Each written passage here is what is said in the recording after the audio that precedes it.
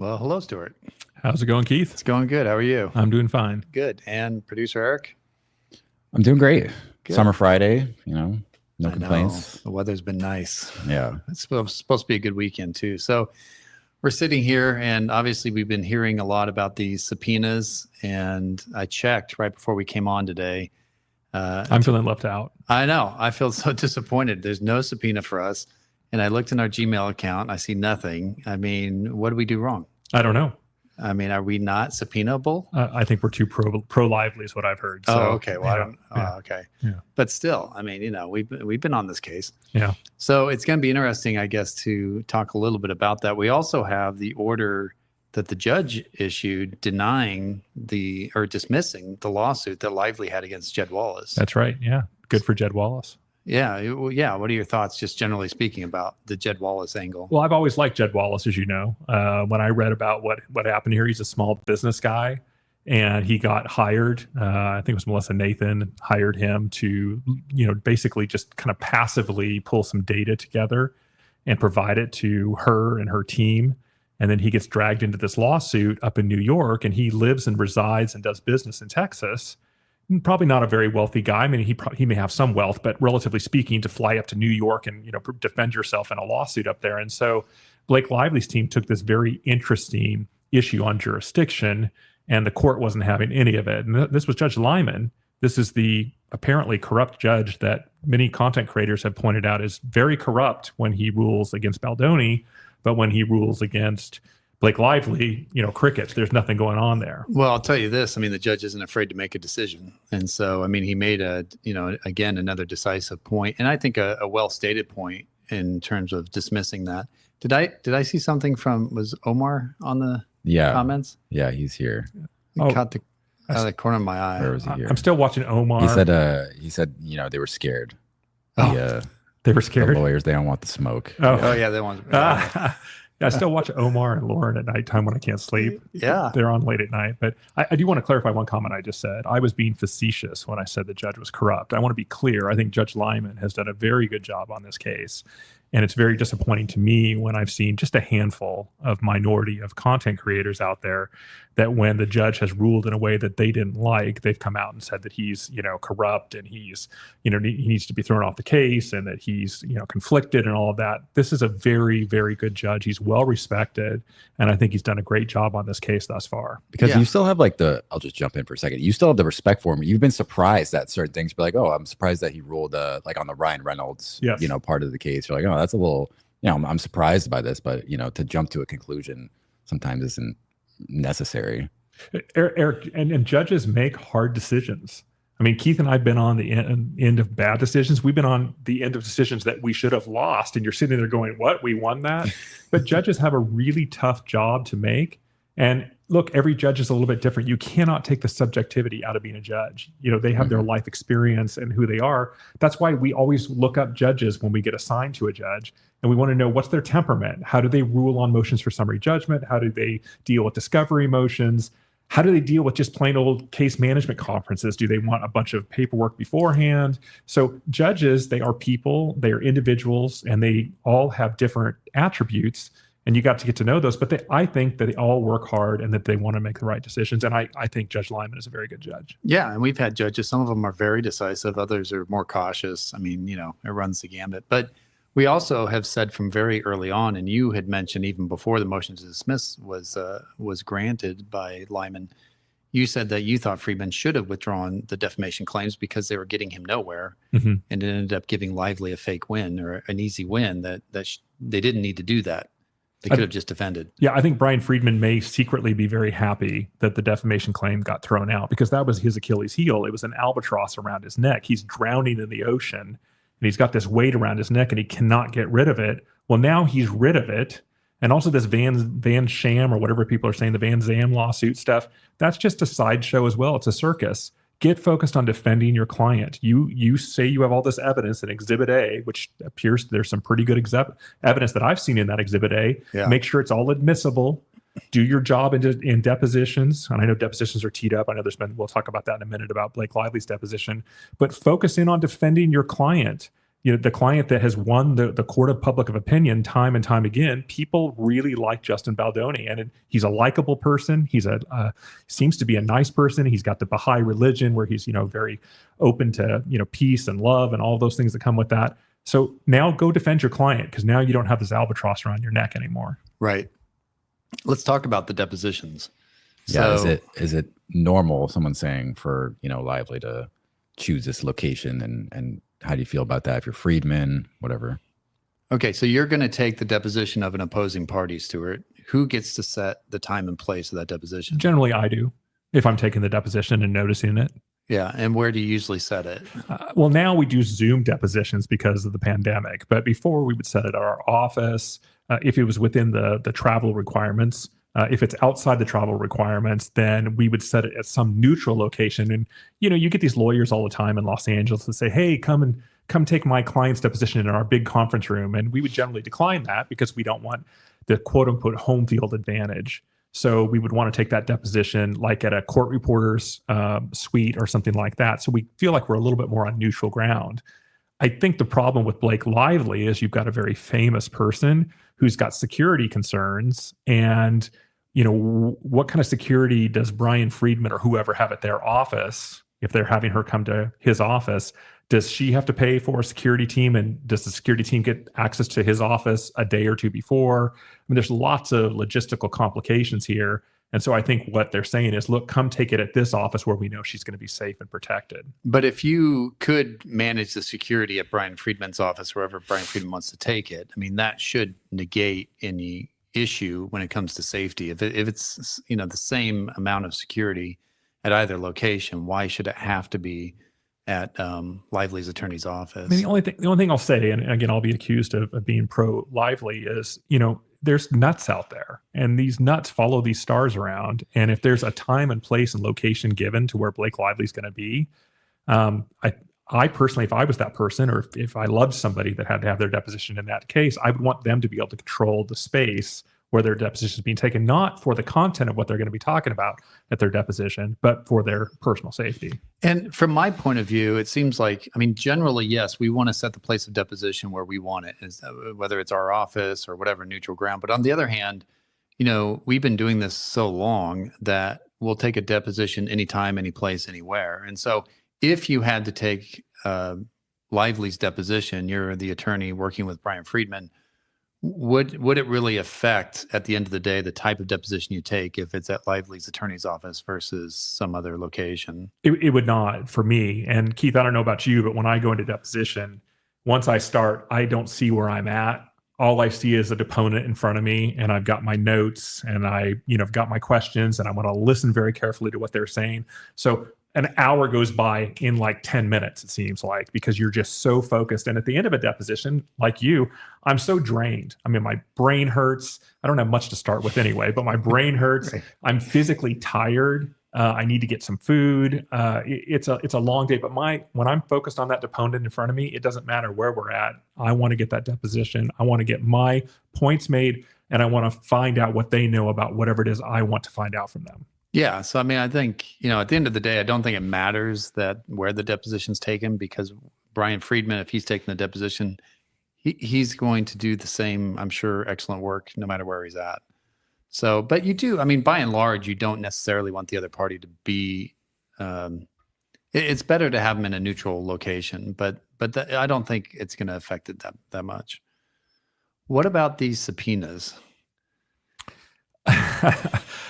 So I've been really busy lately, and I do know that there were some subpoenas that were real apparently, and then some that aren't, but the subpoenas appear to be to Google and YouTube's parent company, and they're asking for financial information regarding certain content creators, I suppose, based on the idea that there's some type of financial payment being made by the Baldoni team or somebody connected with Baldoni to content creators to be positive on Baldoni. Me personally, and Eric and I were talking about this before. Eric, yeah, feel free if you got anything. I might not know everything, but I might be a little bit more tapped in than you on like what's happening. Yes, so please. So give me a shout. Yeah, but what's your opinion? Do you think that content creators are being paid by Baldoni's team or I have no idea. It's like possible is the thing. I don't think so, especially the people that like we know, like Lauren and stuff like that. Like she got a subpoena. I have no doubt in my mind that she's just doing this all organically. And it's just a weird spot with how social media and like digital age has come to be a thing. Like, where do you draw the line? And is this going to be a new precedent going forward? Because you can just have access to so many people of what they say now, and you just start going after people because they have their opinion and they're expressing their opinion online. I think we were interested in like the free speech sort of side to this. What I have not seen the subpoenas, and so I'm unclear in terms of what information are they requesting. They're requesting payment information. They want to see what people have been paid from Google, or I think the idea is to get account numbers, and then you can go and subpoena the account numbers. But again, we're going to talk about that in a minute. It's going to be less intrusive. But the first thing I thought about, guys, was 47.1, because I always think about 47.1. Yes, yeah. 47.1 was built to protect people that can't protect themselves, right? And then obviously Blake Lively has been able to use that masterfully, and she can protect herself. But 99% of the people that use 47.1 cannot protect themselves. If you think about what's happened here, you've got Blake Lively now ostensibly coming after content creators who probably don't have the resources that Blake Lively has. And so now they're on the other side of the coin, where they're having to step up to the plate, maybe hire lawyers, maybe try to do something on their own. What protection is in place for them when somebody strong and has money wants to come after them, even with the idea that, well, even if I lose, I don't care because I've made them go through the paces. Okay. Right. Yeah, I mean, I think that's right. I mean, I think how do these people support themselves or fight back against this if they want to? I mean, so here's Nikki T. She says bank accounts and IP addresses, et cetera. So I guess the problem that I would have with stuff like bank accounts is that is, under the constitutional right to privacy, that's really some private information. Now, the right to privacy isn't absolute. You can still get information and get beyond the right to privacy, but you usually have to show that the information you're seeking is directly relevant to the lawsuit that you're filed, and it has to be narrowly tailored. So you can't just go on a fishing expedition like you do in other discovery areas. So you can't do that. I feel like that's what is going on. Well, no, you're allowed to do a fishing expedition in discovery, but as you point out, there's certain categories that we're going to protect from getting. But here's the playbook. I made a couple notes here. Here's the playbook. So you're going to file a motion to quash if you get one of these. Google right now has received the subpoena, and I'm sure they're just essentially letting the content creators know, hey, by the way, I got the subpoena. This is something that Jonesworks should have done when they got the subpoena from let somebody know. Van Zandt, right? So the first thing is just simply a relevance issue. I mean, I love Lauren, I love Omar, I love us. But what do we really have to share or give to the Blake Lively case? I mean, the relevance it's skim. It's slim. Skim. It's like skim milk. It's slim. Yes. There's the undue burden and harassment issue. As you just pointed out, there's privacy rights, confidentiality. And this is a big one for me, First Amendment protections. Why should we allow somebody like Blake Lively to punish content creators to go through the legal system and have to figure out how to file a motion to quash or hire a lawyer because of their speech on the case, because they want to talk about this case and they want to give opinions on this case? And so there's First Amendment protection issues that come in. And then the other thing that really hit me is, are there less intrusive means for Blake Lively's team to get this information? And and there is. You simply send a document request to Justin Baldoni and say, give me all your emails with Lauren, give me all your emails with Omar, give me all your emails with Zach, Dave, all the guys that are talking about this, Shasti, give me information. And then if you get emails and it shows that there's some type of joint venture to, produce bad material for Blake Lively, well, now maybe you're able to get a little further into the content creators, what they have available from a text message standpoint, an email standpoint. But I would still say bank records, as you pointed out, the court's going to take a double and triple look at that and say, why would we give financial information of content creators to anybody in this case? I mean, that's an issue. You make a good point, because you could send a document or a interrogatory or document request to Baldoni and say, show us any documents that show payments by you or any of your agents to any YouTube content creator. Start on that side, because they're already parties to the action. Right. So, trying to get information from them makes more sense. Mm-hmm. And then if you could establish that, here, some agent of Baldoni made a $5,000 payment to some content creator, now you can go over to the content creator and issue the subpoena. That would make more sense to me. But to just reach out to content creators and want bank information, and I guess I wouldn't have a problem if it was, okay, content creator, we want to see your emails that you've had with Baldoni or any of his agents. Okay, emails are emails. Either you have some or you don't. Right. Most people probably don't. And so you would just say, I can't comply. I don't have any.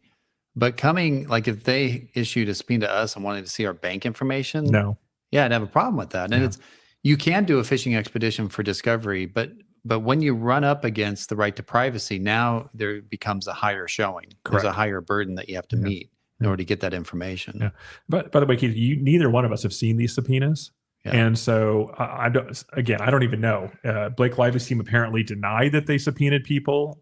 That's part of the like uproar too. And I like this comment is like, where's the evidence though for her to start this other than like, oh, there's a lot of people online that don't like me. Like, Right. Is that reason enough to be like, they must be getting paid? I feel no, but I don't. That's Not my to opinion. get past the right to privacy. Yeah. I would say no. Yeah, I think going after financial records right out of the gate was probably not a good idea if that's in fact what happened. Go ahead, Eric. No, but part of the uproar too, and you guys might not be as tapped into this, is like the communications between the Manat people and Google and the creators was very muddy. And I think people, Andy from Popcorn Planet said, his attorneys and he contacted Manat and they said it's fake, but it was actually real. Right. Maybe hoping that they would miss the deadline for the motions to quash. So I feel like that was part of the whole like disingenuous I see. part of it. Yeah. Well, if there really are subpoenas from anybody in the case, Blake Lively, anybody, and they're to Google and it impacts content creators and their financial records, I agree with Keith that it's a high showing. And so you can either object to that or the silver bullet option is to file a motion to quash.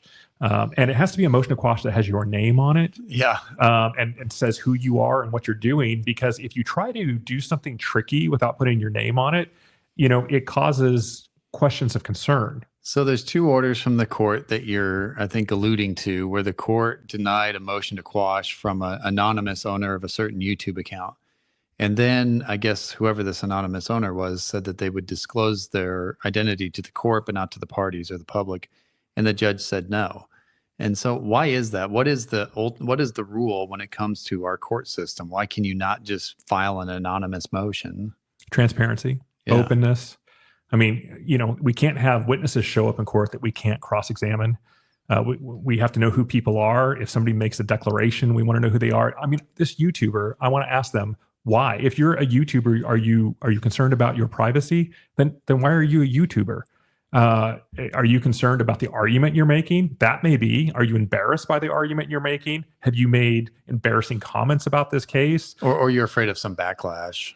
Or afraid of some backlash. But if you're a content creator, I mean, you're going to get backlash. That's just, welcome to the...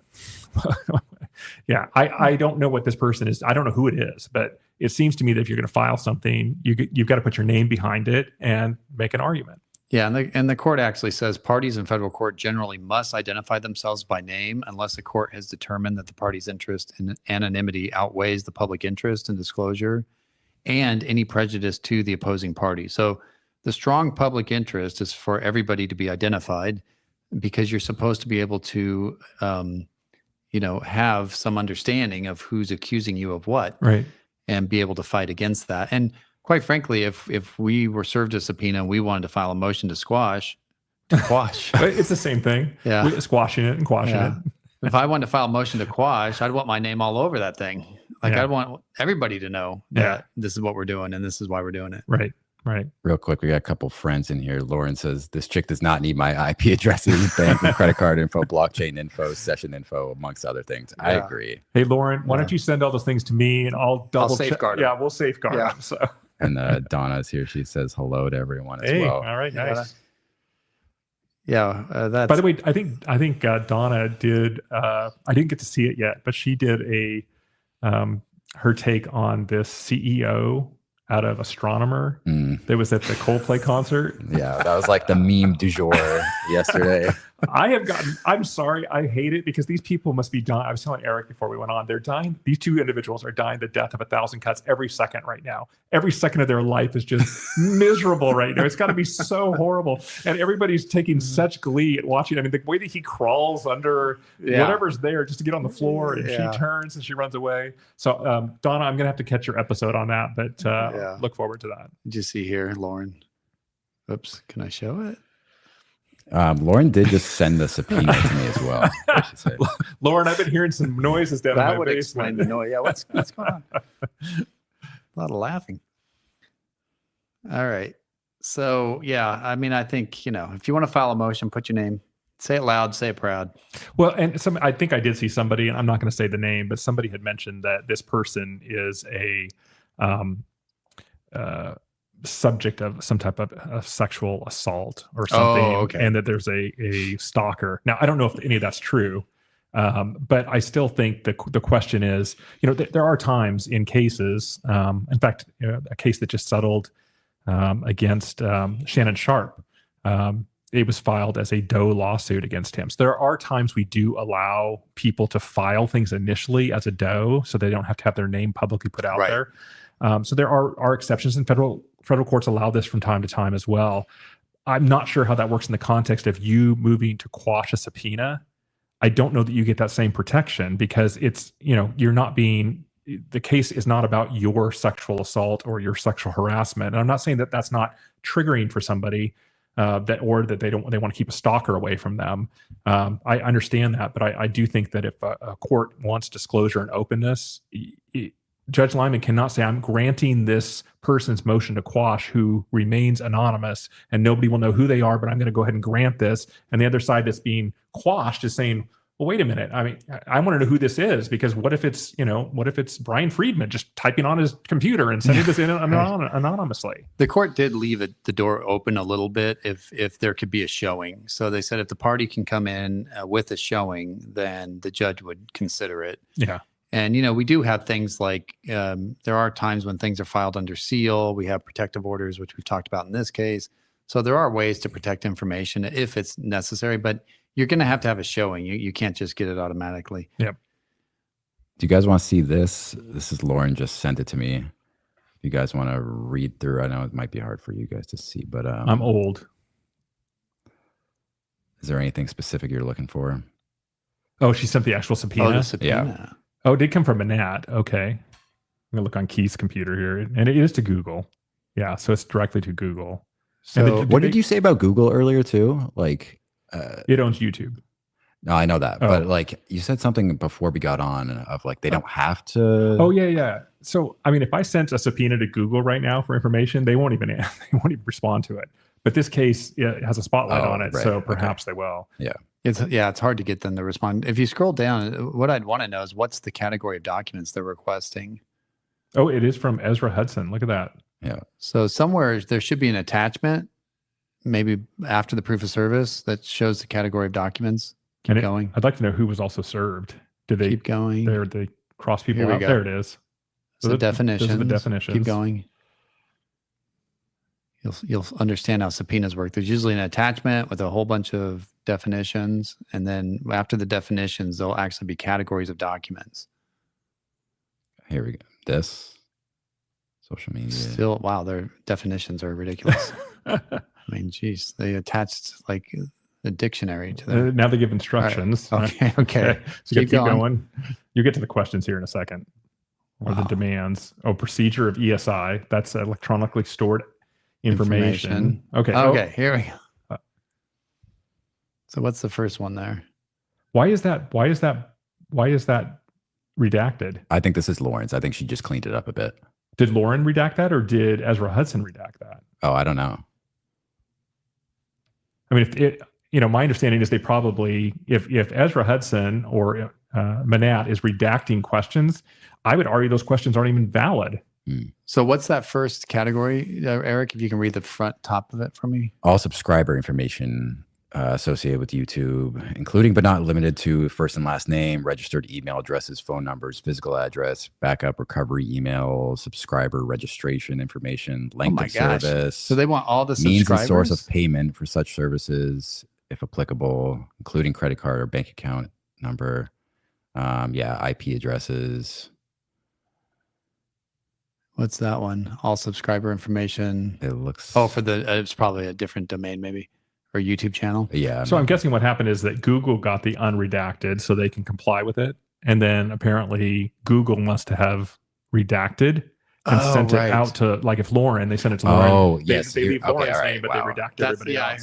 I heard that. I heard that they redacted all the other content creators. Was it YouTube that did that though? I mean, Google, or I think it was Google. So it wasn't the lawyers. Okay. Yeah, I think Google redacted it and sent it out to the individuals. But so they really want all subscriber information for. So I guess what they're thinking is we're going to see who subscribed to these YouTube channels, and we're going to find out, or try to find out, if some of them are fake or they're coming from some. I forgot what they called it. There's a term for it where, it's a fake reviews or fake subscribers or something. Yeah. Yeah. Well, we'll see what comes of it. Seems pretty intrusive though for the real subscribers. Like if I'm I'm a subscriber to a channel, I don't really want, some litigant be able to get all that information. That's kind of crazy. Yeah. I guess YouTube though is the new public square, right? Yeah, it really is. I mean, true. A lot of people like to comment, and I've read some comments before. Eric always tells me I can't read the comments after we do our show, so I quit doing that. Yeah, we can't take the tears. Stop the comments. Okay, so this is something. Subscriber means me, the user, not my subscribers. I thought I read this somewhere else. Okay. Like that's the correct. Okay. So they want all of your IP bank information. I mean, that does. I mean, in other words, subscriber equals YouTuber. Yeah, because everybody who has a YouTube channel, if it's monetized, you have to give your financial information so YouTube can pay you. Right. So now it's like, well, we want that financial information. So what's the next step they're going to do once they have, like if they get Lauren's bank information, what are they going to do next? I guess go through it. I mean, they're going to subpoena her bank and say, now let's see the bank records. Yeah, no, I think I read somewhere that Lauren is going to file her own motion to quash. And Lauren, we can talk about this at some point, but she's going to file a motion to quash on her own and go forward. And apologies to you, Lauren, if you're the anonymous YouTuber that's filing the motion. I like you, so I hope it wasn't you. Chilling effect. Yeah, Alexandra, you guys talked about that. Yeah, that's the First Amendment, right? It is a chilling effect. Yeah, I mean, if people can't talk about what they want to talk about, and again, there are rules. You cannot defame people, you cannot slander people, but it's really hard to do that when we're talking about public figures. I know, right? And it is kind of sad to think that you can talk about Lively, and now all of a sudden, guess what? Your bank records are going to be exposed. I mean, it does seem overreaching. Yeah. Well, Lauren, we're a little jealous that you got subpoenaed, and apparently we're not as good at content creating. So who knows? Or maybe it's at our old address, it's sitting there, and our financial information is being disclosed as we speak. That's what I said. I was like, when it all came out, I know we all have a million email addresses. I was like, Keith, look at, check the email address associated with the I have. Yeah. I even checked today before we went live. And we're just not subpoena worthy. Yeah. And people are saying they subpoenaed folks who weren't monetized as well. Yeah. I feel like that's not the issue exactly. I mean, it is like the fact that you can, make money off videos that get views and clicks. But I think more the point is the communications between the parties and the YouTubers. But yeah. Well, the content creators do have something they can do. Stuart gave that list of options, but it is too bad because it's not the easiest thing in the world to draft up a motion and file it in federal court.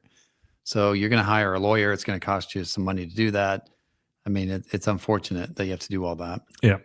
This may be like a little too, intrusive to other people, but like, what would that process look like? Say if I had my own YouTube channel and I get the subpoena, I don't know anything about, like, what does that process look like? How many hours do I have to bill to an attorney, or how many hours is an attorney billing to me? I don't know, to set up a motion to quash or whatever. In federal court, I mean, like, are these huge fees that people are going to be looking at? Yeah. I mean, like especially like these larger law. Well, let's just take like a medium-sized law firm. A medium-sized law firm doing a motion in federal court, it's probably going to cost you somewhere between $20,000 to $40,000. Now, if you want it, now you're not, for this case where you're just doing a simple motion to quash, you're non-party, maybe you could do it sub 20,000, but I doubt it. I mean, you need to get somebody that's qualified. That's the problem in federal court. not that they're better lawyers, but people that practice in federal court. It's a specialty. Yeah. And so you're hiring somebody. It's like hiring a specialist in medicine. It's a cardiothoracic surgeon or a neurosurgeon or something. It's going to cost you a bit more money. Yeah, and you have to go in with your ducks in a row in federal court. So everything has to be, researched properly and stated properly. Yeah, it's not. So this seems unfair. I mean, just Yeah. off a hunch. Is there any like retaliation if all of these people come back and there was not a trace of any sort of communications or influence or payments? Like, is there any sort of retaliation for what these people might go through? I'm trying to stick up for these people who are just kind of not really. That's why non-parties typically aren't required to bring a motion to quash. They can object. You usually can just send an objection, and that's enough to stop it. And there's a reason why the law provides for that, because it is expensive to do motion work when you're not a party to a lawsuit. Right. But if you're going to do a motion to quash, which you can do that too, yeah, it's going to be expensive. Can they subpoena people if they live overseas? Because I've seen some rumblings of like, oh, someone lives in the UK or whatever. Or you want to know something interesting? You can. And there's actually treaties with other nations for issuing subpoenas. And I've had to do it over the years, not often, but every now and again. And there's a process you have to go through, because you have to get something from the court, and then you have to get something from the State Department, and then it goes over to the embassy in the other country. And then that country will choose whether it's going to enforce it. But we actually have treaties with most other countries that will allow subpoena work to be done in foreign jurisdictions or here for foreign jurisdictions.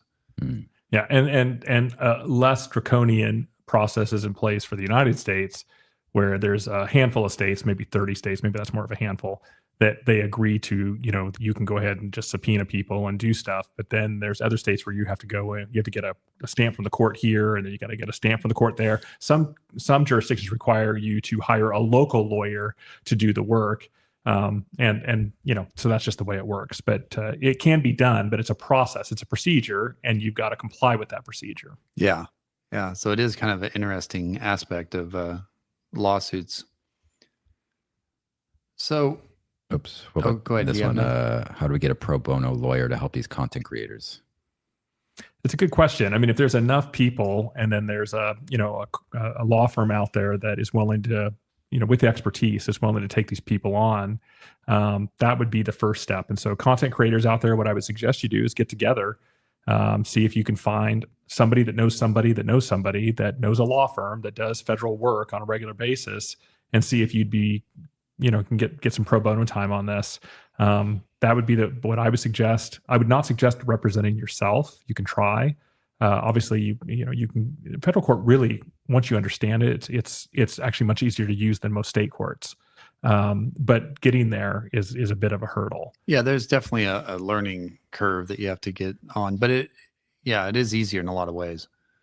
Is there a possibility that like the judge could shut this down at all, or stop this in its tracks, or is it already in motion? I mean, there's a chance. I think the court is saying that the parties are allowed to subpoena people. I think that whoever did the subpoena for financial records that we just saw from Lauren, I think is over the top, and I don't think it should be allowed. And so, if she files an objection, I'm assuming the court will take a close look at that. If somebody comes along and files a motion to quash, maybe Google will file a motion to quash. Maybe they won't. I don't know. Then at least it puts it in front of the judge, and hopefully he can say what you said earlier, and that is, look, you guys have other less intrusive means here. Subpoena Baldoni, send out a document demand to Baldoni, and then if you get something back from Lethal Lauren, where they've been fast, happy friends for the last year and a half, and they've been trading inside information, and I'm not suggesting that's happened. Well, now maybe you can do some limited discovery on Lauren, but right now you're going for it all, and you're going after financial information, and I don't think that's appropriate. Yeah, no, I don't think so either. There's no showing. She said, "I want to do this in hard mode. Sorry, boys." So, are there any other comments you want to highlight on the I'll keep looking issue? for now. Okay. Yeah. I want to talk a little bit about the dismissal of the lawsuit against Jed Wallace. Okay. In terms of what was the basis for that. And Lively had sued Jed Wallace, and the issue, I think, when Jed Wallace filed his motion to dismiss, he premised it primarily on lack of personal jurisdiction. And so he's saying the court in New York simply does not have jurisdiction over him. And Lively argued against that based on this idea of conspiracy jurisdiction. And then the court did ask the parties to brief an aspect of the conspiracy part of this before he came out with his court order. And the court order, I mean, it's another 38-page court order. But essentially, the judge is dismissing it based on lack of personal jurisdiction. So what is the issue here if you were to kind of summarize? Why is it that Jed Wallace can't be sued in New York? Why is that a problem? It's not fair. Okay. It's not fair. Based on what standard? Fairness. The idea that personal jurisdiction, all the way back to Penoyer versus Neff, then you've got Volkswagen that comes after that. You've got some other cases that come after that I'm not fully aware of. But the idea is we want to make sure it's fair that you sue somebody where they have either been, where they've been involved in something. And so that's what we call personal jurisdiction. The state has personal jurisdiction of you. Here, Lively says, well, there's conspiracy theory personal jurisdiction, and it's not well accepted by the federal courts. And the reason it's not is because what they're saying is even though Jed Wallace was not physically present in New York, there's these other co-conspirators of his that were. And when they discuss this, it draws him into that conspiracy, and therefore we have personal jurisdiction over him. And the court said, no, that's not enough. So then Blake Lively's team says, well, let us do some jurisdictional discovery. So we're just going to limit the discovery we do to Jed Wallace right now. It'll only be to prove that we have done this properly and that there is this jurisdiction argument, and we win it. And the judge goes, what does the judge say? What does the judge say to doing that limited jurisdictional discovery? That it won't do them any good because they already lack allegations that Jed Wallace had any connection to New York. And so the whole concept comes down to minimum contact. So what did Jed Wallace do in New York? Did he live there? Did he do business there? No. And then on conspiracy, okay, did he direct the actions of somebody that happened in New York? No. And then the other aspect is, was he involved in a conspiracy and he knew what was happening and the actions happened in New York? And the court said, no, that didn't even happen because all of the allegations that Lively has against Jed Wallace is supposedly actions that took place after the movie was finished and they were doing all the promotion of it. And so what happened in New York that Jed Wallace could have even been part of a conspiracy of? And the court says, I don't see any allegations that would even begin to allow you to have jurisdiction in New York. So why allow discovery? It's going to be a waste of time. Right. And I think the significant finding here that people need to understand is the court dismissed just on the jurisdictional claims. It did not get to the merits. And so what the judge essentially said to Lively is, look, go file in Texas if you want to, because you might have personal jurisdiction there. And then if you have merits, then fantastic. Or just use regular old discovery in this case against all the other parties that are already here. And if you come across a smoking gun, refile your case here in New York, which I kind of think dovetails nicely back to the subpoena discussion we had. And that is, do discovery with Baldoni and the other parties in this case first before you go after Lauren and Dave Neal and Zach Peter. I mean, has Zach Peter and Dave Neal, have they been subpoenaed, Eric? Do you know? I don't believe Zach for sure not. I don't believe Dave either. I know. Didn't Andy play a joke on Zach? Yeah, or that was something? pretty funny. Yeah. So okay, all right. Served him on stage. On his Activated tour. By the way, are we going to be doing the Activated tour? We're on it. We are. Well, you guys are. Yeah. Well, explain, Eric. It's August 10th, in LA at the Miracle Theater, I believe. You can look at all Zach's info. He's got it, but. You guys will be there, or I'll be there too. From what I've heard, his tour is going great. He's had some amazing guests on, and we're going to be on with, is it Josh Boswell from the Daily Mail? Correct. Yeah. Yep. So we'll be able to, I guess, dish a lot of dirt. Yeah. Talk to Josh. And for anybody that doesn't like my opinions or like me, I just want to reiterate that is August 10 in Miami. in Miami. Yeah. It's at the convention center in Miami, and we look forward to seeing you. Oh, I thought you were going to say the other way. It's on site, meeting in the parking lot. Catch these hands. Take a number. So, all right. So that'll be fun. Looking back to that. But yeah, so I guess the point you're getting at is do your homework first. And it's funny because that even came up with the Van Zanten issue with the judge, where the judge is like, there's been no evidence on that yet, because he made some comment about that in one of the filings. And of course, we've seen that I think it's in the Abel versus Stephanie Jones lawsuit, where they have been inquiring about that. There was a motion to compel, I think that was granted in order to get more information on Van Zandt, but you have to do your homework first. And that really is the key here. Look, I'm open to being wrong about anything, but I think the Van Zandt thing is a nothing burger. I think it's a straw man. I think it's a bunch of hooey. It certainly is something that could be made into, oh my gosh, I can't believe this happened. Much like you could make a big deal that there's a content creator that filed an anonymous motion to quash. You could say, oh, that's horrible. But now that we're hearing more people talk about it, there's a reason for it, right? And so we shouldn't just immediately say, oh, well, this content creator that's doing this anonymously is doing this to surreptitiously win this or whatever the case may be. Let's give time for the facts to come out. And I would say the same thing for the Van Zandt. Let's let the facts come out. But if somebody did violate some rules, then, I think a court will look at that. I think so too. And so far, Brian Friedman has not made any use of that information. Well, and so not effectively, that's for sure. Yeah. And so I guess the question is, well, what will come of it? So nothing has come of it yet. What will come of it? And I think that's strongly dependent upon what discovery he does and what evidence he finds. And if he finds evidence, then maybe there's some use to make of it. I don't know. Well, something else with Brian Friedman, and again, I think he's a very polished lawyer. He's very good in the media and marketing. But, I would disagree with something that he did here. Well, first of all, I disagree that he should not have brought 47.1, but it was a relatively new law, so I could see how that would sneak up and bite you in the rear. But he also didn't file his own motions to dismiss any claims. And the reason he said that is, well, we're not going to educate the other side. Well, I can promise you, Manat doesn't need to be educated on any of this. They know these claims inside and out.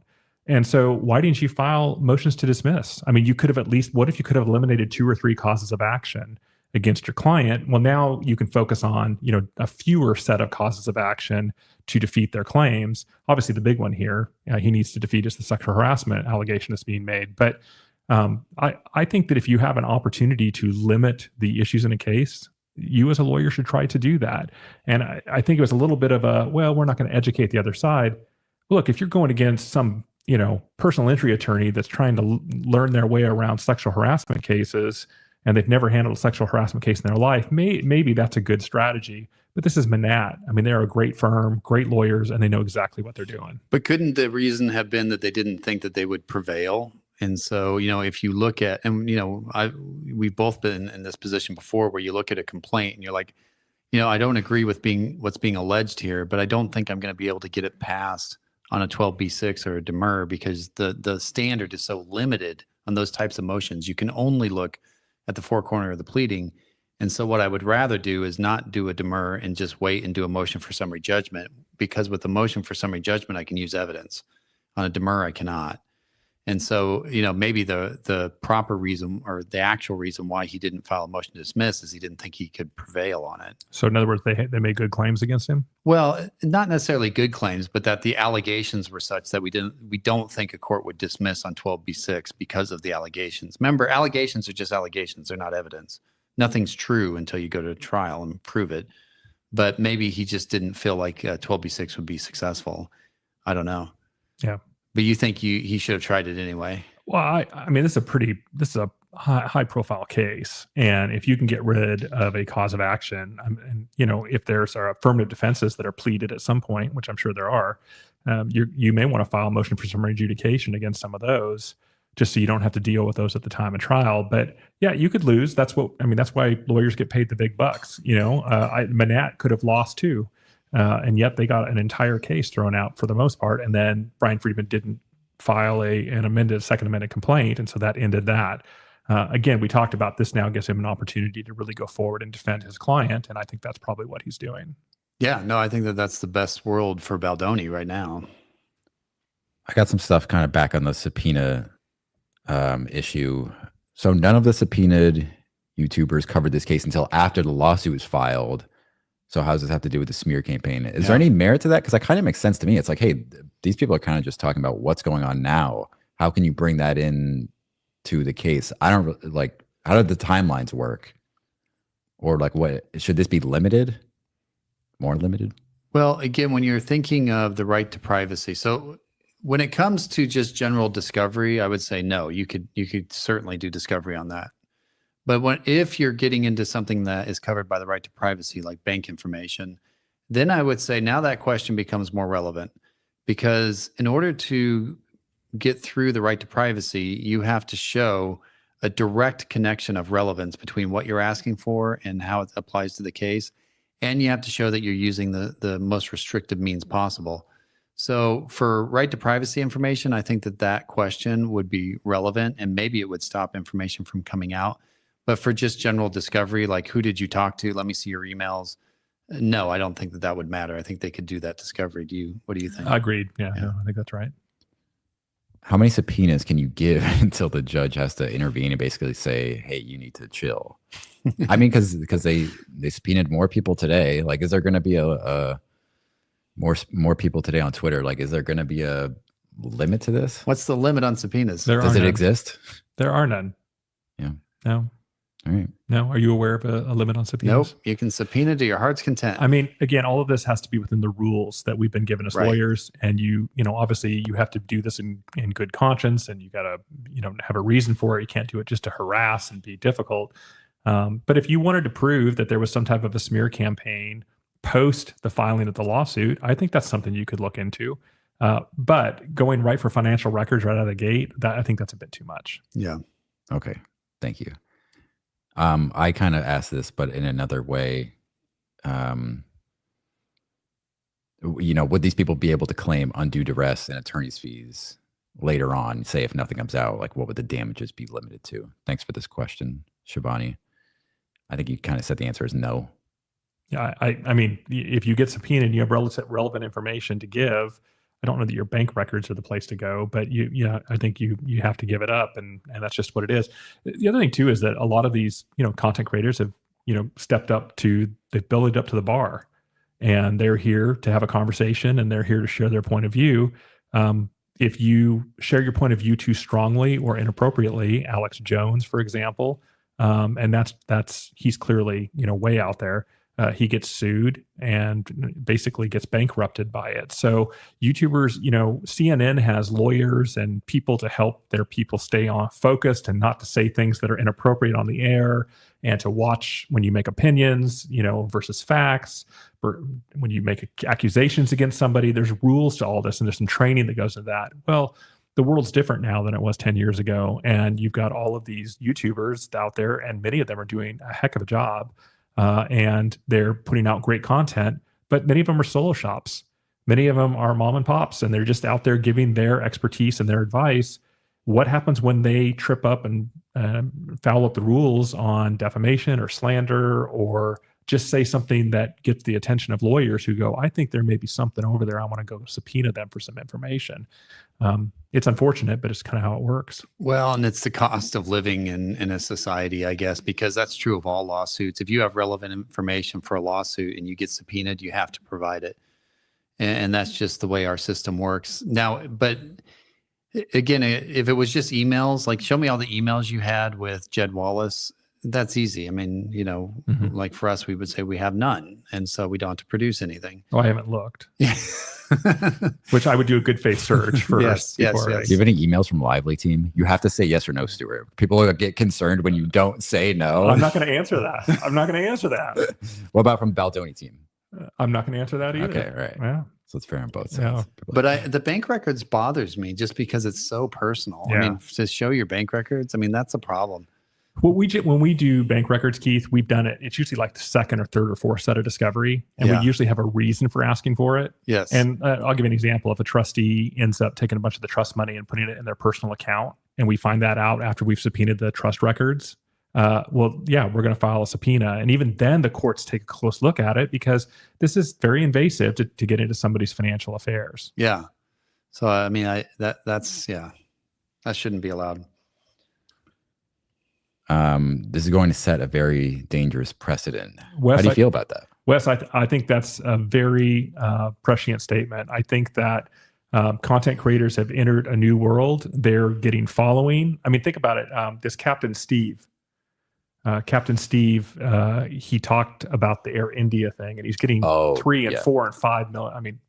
30 million, 40 million people. He's very likable. He's interesting. He's sharp. His commentary is outstanding. He's easy to understand. He takes complex issues and makes them easy to understand. And he's gotten such a following that he ends up, going on all types of mainstream media over the last week over the India area. Sounds like a murder site or whatever, suicide from the pilot. That all happened because he's a content creator. And now, he's out there and people are listening to him and his opinions matter. So when he says things, people are going to pay attention to that. I heard Joe Rogan too say something the other day. I won't repeat what he said, but he said something he was joking, but it was a kind of a negative statement about a company. And he immediately said, "Hey guys, I'm just joking. I'm just joking. I didn't mean it that way." And so I think content creators, you're going to have to be mindful of the fact that, if you talk about somebody, and I've seen some content creators in this case that have talked about the judge, in my opinion, in a highly inappropriate way. They've talked about other lawyers in this case in a highly inappropriate way. And I'm not saying I'm perfect.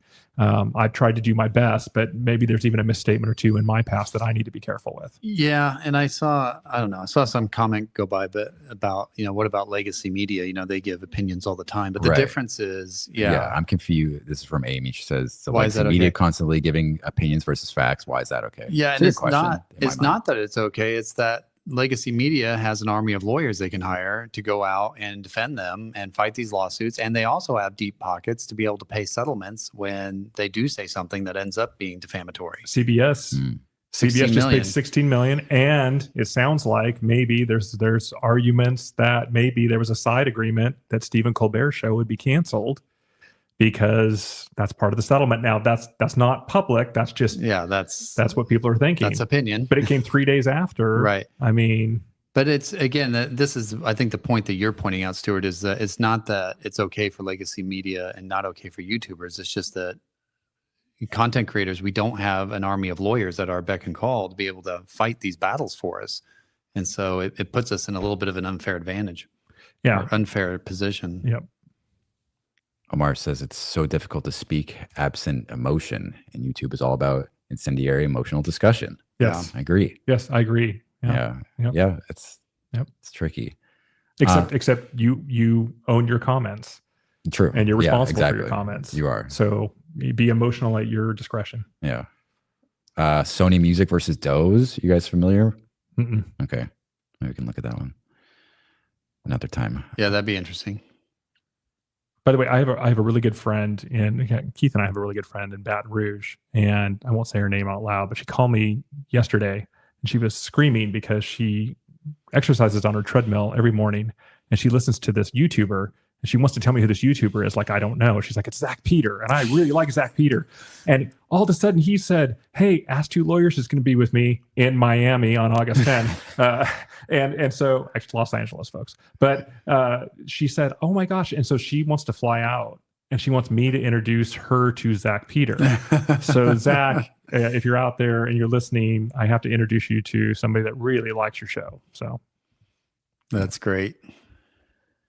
Let me get to a couple more of these super chats. Alexandra says, been waiting very patiently for your coverage. Thank you, Alexandra. Thank you. While you're looking real quickly, what did you think the court got it right on Judge Wallace's Jed Wallace? I'm sorry, Jed Wallace's motion to dismiss? Yeah, I think so. I didn't understand how there was any personal jurisdiction in New York over Jed Wallace. He's clearly in Texas. And I think that was the right call. They asked alternatively to change venue to Texas. I'm glad the judge didn't do that. The judge just said, look, I don't have jurisdiction. I just need to dismiss this case. Now, if Lively wants to refile in Texas, that's on her. But I think that made a lot of sense. Here's one. This is from Seven. Stuart, speaking for myself, what I didn't like was a lawyer telling us we can't judge character. Some of us are well versed on it. I'll leave the law to you. Please leave the psychology to me. Well, the good news is, Seven, I'm leaving all of the issues to you, and I've never told you what you can and can't say. I've given opinions, so feel free to keep all of the subject matters for yourself and speak on them as you please. Yeah, I like that. All righty. Any closing statements, arguments? I am curious as to when we're going to see the motion filed by Lively for the attorney's fees. Yes. And, who was it? Leslie Sloan filed for her attorney's fees. We went over that a while ago. Yes. But that was 1.3 million. I think. Yeah, 1.3 million. But Yeah. I'm really perplexed as to why Lively hasn't filed. It'll be interesting to see what happens. Yeah. And how much money they, because you have to bifurcate out or trifurcate or whatever it is. You have to find the issue, and then you have to show the hours spent for that issue. It's gonna be hard to do that in this case. Yeah. But again, Omar, I think he had estimated between 5 and 15, and I was also at between 5 and 15, or maybe I'm just copying Omar. I could be that I'm copying Omar. Well, it's a good number. It's a good number. Why not take it? But it's going to be somewhere between 5 and 15 million is my estimate, and it'll probably be on the higher end of that than the lower. I would think so. Yeah, I would have thought that motion would have been filed by now. So I don't know what the delay is, or is it possible she doesn't file for her attorney fees? I don't think so. I think she's going to file. I think she's going to file, and I think that this judge is probably going to grant them to some extent. Well, it'll be interesting. So that's kind of the next motion that we're looking for. And then I don't know, supposedly the deposition of Lively is supposed to be happening on July 31 now. By the way, do you make anything out of this date being moved around time and time again? No, that happens all the time in litigation. Yeah, it's kind of standard operating procedure for, and the problem is there's just too many, there's tons of lawyers, there's tons of schedules, and then there's also documents. So sometimes the deposition is delayed because, we want to get these documents or we want to see this information. So it doesn't seem like a big deal to me. Yeah. Does anybody know, is Friedman actually taking the deposition, or is somebody else taking the deposition? He said he was. I mean, there's been some interviews where I heard him say, I'm taking that deposition. So I almost feel like a female would be better to take that deposition. And I know that he has this new ace in his office, right? Oh, yes. She came into the case not that long, a couple months ago. Yes. Yeah. And I do that for several reasons. Number one, it would shock Lively because they're going to prepare for Friedman. Although if they're smart, they'll prepare for everybody, but they're thinking Friedman, right? Yeah. And then you bring in somebody else that she doesn't understand, hasn't listened to, hasn't prepared for. And apparently, I don't know anything about this lawyer, but what I've read about her is she's an ace. And so bring her in there and let her go. And it also, we live in a society now where we don't want to see a man coming down harshly on a woman. And men have, like myself, we have loud voices. So in the past, in our firm, there's been times where I've chosen not to take a deposition because we thought strategically it just wouldn't look good. And so we have somebody else take that deposition. So now you have a female taking Blake Lively's deposition, who's also a female. And I think it just looks better. And so I personally would think that would be the way to go. Not to say Friedman can't take it. He can. There's nothing wrong with him taking that deposition. I'm just wondering from an optics standpoint if it makes sense to have somebody different than Friedman take it. Yeah, I mean, I think there's a lot of sense in what you're saying. It'd be interesting to see. And there was a new scheduling order. I don't know if I can pull it up fast enough, where all depositions have to be done pretty soon. The name here is Ellen Garofalo. Yeah. Garofalo, is that what it is? Garofalo. Yeah. Maybe. Yeah, that's her. Yeah. So thanks, Annie. Yeah, thank you, Annie. And, now might be the time to, take that weapon out of the arsenal and put it to work. Yeah, I think it's coming. There's a date coming up soon by which all depositions have to be completed. And I think it's a date in August. And so, I mean, it's just a matter of, depositions shall be completed by, September 30th. So that did get extended because some of the written discovery got extended. So theoretically, it could go until then. Yeah, but she will have to, I saw somebody, she will have to set for her deposition. I mean, what if Lively just refused to have her deposition taken? No, she has to have her deposition taken. Yeah, there's no choice on that. Yeah, yep. Unless they settle. Unless they settle. That's true. Correct. So, well, listen, it's been 3 weeks, somebody said. And I know we've been just so busy here. Yeah, we have. And I need, shame on me, I've not been able to keep up as much as I'd like to. I do watch Omar and Lauren late at night when I can't sleep. I always enjoy their commentary. Dave Neal's been putting out some just fantastic stuff. And I also enjoy his political commentary. And Zach, of course, is fantastic. There's a lot of people that are doing good work on this case. Shasty's still doing stuff daily, I think. I'm probably saying her name wrong. Sorry, Shasty. But we're trying to keep up with everything. So August 10, we're going to go and meet with some people up in Los Angeles and talk about this for a little bit. And I'm sorry if I'm not up to speed on everything that's happened recently, but we're doing our best. I'm kind of swimming here, just trying to keep my head above water. Well, I'm glad that we were able to go live today and talk to everybody. We did, obviously a number of different issues and catch up. And I'm glad that Eric's been paying attention to things for us. So it's always I've been Nice. trying, doing my best, but it's not easy. You're doing great. Yeah, I Thanks. really appreciate your input, producer Eric. So thanks and for doing want to that. thank the jury pool for coming out and making time for us. And we will see you at some point here, especially when the motion for fees drops. Yeah, that'll be interesting. That will be a fun day to talk about that. Yep. Okay. Well, till next time, have a great weekend. Take care, everybody. We don't just talk about the law, we practice it. At Albertson & Davidson LLP, we're dedicated trust and probate litigation attorneys fighting for abused trust and will beneficiaries. If you're facing a trust or estate dispute, visit aldablaw.com to see how we can help. And don't forget to join our jury pool by liking and subscribing. See you next time.